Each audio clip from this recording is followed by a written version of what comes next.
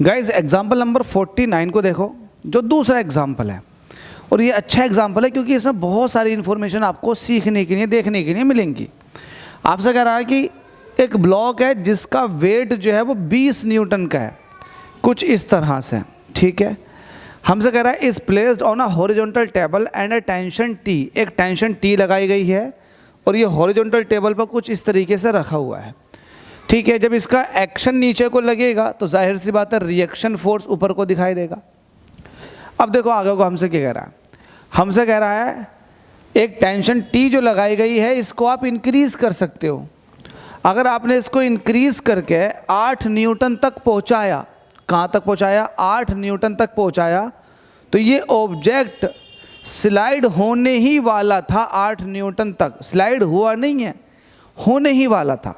तो इसका मतलब 8 न्यूटन लगाने के बाद, 8 न्यूटन का फोर्स लगाने के बाद भी ये ब्लॉक खिसका नहीं, ये ब्लॉक अपनी जगह से नहीं हिला, 8 न्यूटन का फोर्स लगा दिया।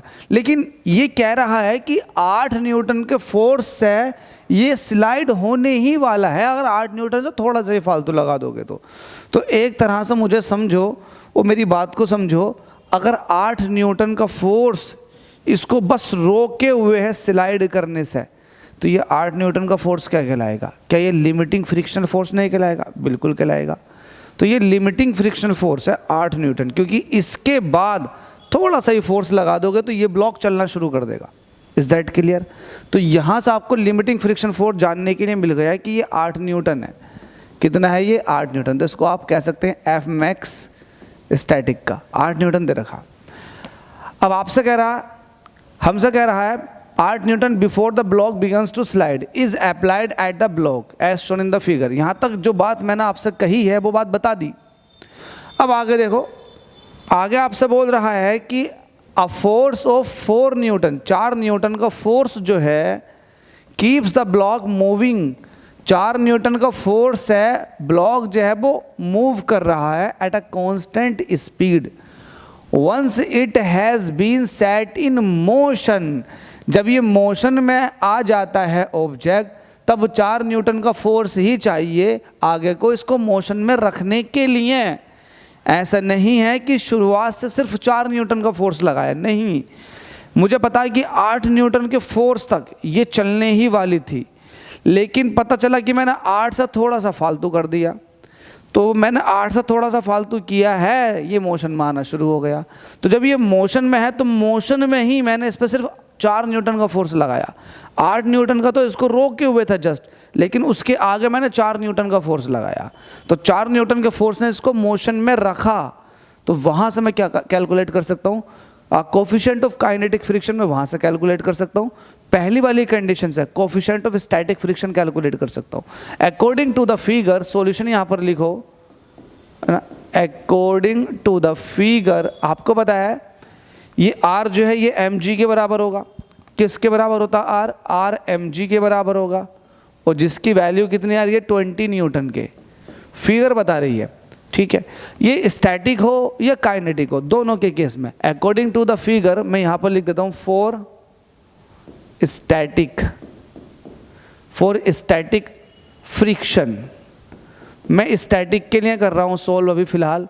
तो R इज इक्वल टू किसके बराबर होगा? mg के, दैट इज 20 न्यूटन। बात पूरी हो गई। अब जब तक स्टैटिक है तो स्टैटिक में टेंशन इधर को लग रही है, तो जाहिर सी बात है फोर्स ऑफ फ्रिक्शन, हालांकि सरफेस पे लगता है अपोजिट डायरेक्शन में, तो इसको आप कह सकते हो फोर्स ऑफ फ्रिक्शन। लेकिन चूंकि ये वो फोर्स है जो इसको चलाने ही वाला है, तो फिर आप ये कह सकते हैं कि ये लिमिट पर होगा, अपनी मैक्सिमम वैल्यू पर होगा। तो मैं इसको ऐसे कह सकता हूँ ना, क्या कह सकता हूँ कि Fs मैक्सिमम में से माइनस कर देंगे T को, तो नेट फोर्स इस पर 0 आ रहा है, मोशन में नहीं है ये। तो मोशन में नहीं है तो उसका मतलब यही तो हो गया। मतलब आप इसको ऐसे भी कह सकते हो कि Fs मैक्स जो है वो टेंशन के बराबर है, और ये कितना है? ये 8 न्यूटन है। ये वाली बात तो मैं पहले बता चुका हूँ आपको, समझाते समझाते मैंने आपको समझा दिया था कि ये 8 न्यूटन आ रही है। तो मुझे बताओ मैं किसकी बात कर रहा हूँ? For static friction. तो मैं यहाँ से कोफिशिएंट ऑफ स्टैटिक फ्रिक्शन अगर मैं निकालूंगा, तो पहली बात तो आपके पास, चलो डायरेक्ट फॉर्मूला लगा दो। कोफिशिएंट ऑफ स्टैटिक फ्रिक्शन होता है मैक्सिमम या फिर limiting static frictional force upon normal reaction, यही तो होता। ये क्या है? यह है limiting frictional force upon normal reaction, और लिमिटिंग फ्रिक्शनल फोर्स किसके बराबर है? 8 न्यूटन के, और नॉर्मल रिएक्शन कितनी है? 20।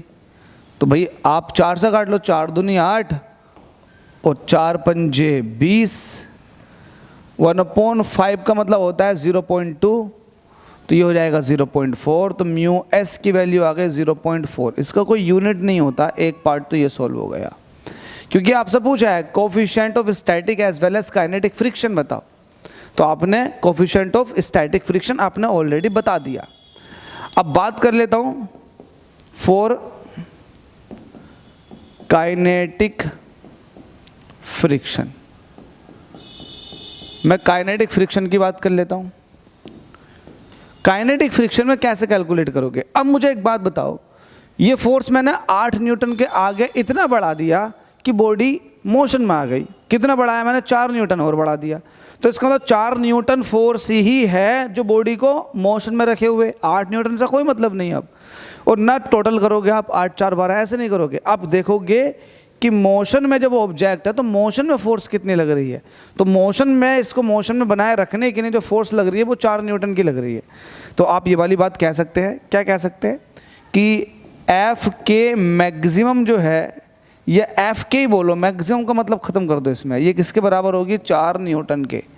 हालांकि मैं ऐसा कर सकता था जैसे ये किया, लेकिन डायरेक्ट लिख दो, कोई दिक्कत नहीं है।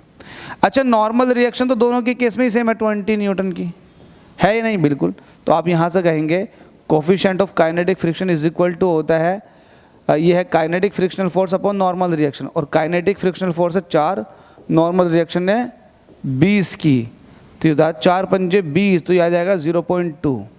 और ये आपको अच्छे से पता है, मैंने कई बार रटाई है कि कोफिशिएंट ऑफ स्टैटिक फ्रिक्शन ज़्यादा होता है as compare to the coefficient of kinetic friction. तो स्टैटिक फ्रिक्शन की वैल्यू ज़्यादा आई है और देखो काइनेटिक फ्रिक्शन की वैल्यू कम आई है, ये कोफिशिएंट होगी। ठीक है, तो ये वाली बात मैंने आपको वैसे ही बताई थी और बता भी है, आपको रटा भी दी है कि हमेशा कोफिशिएंट ऑफ स्टैटिक फ्रिक्शन जो होगा वो काइनेटिक से ज़्यादा होगा, और आ भी गया यहाँ से।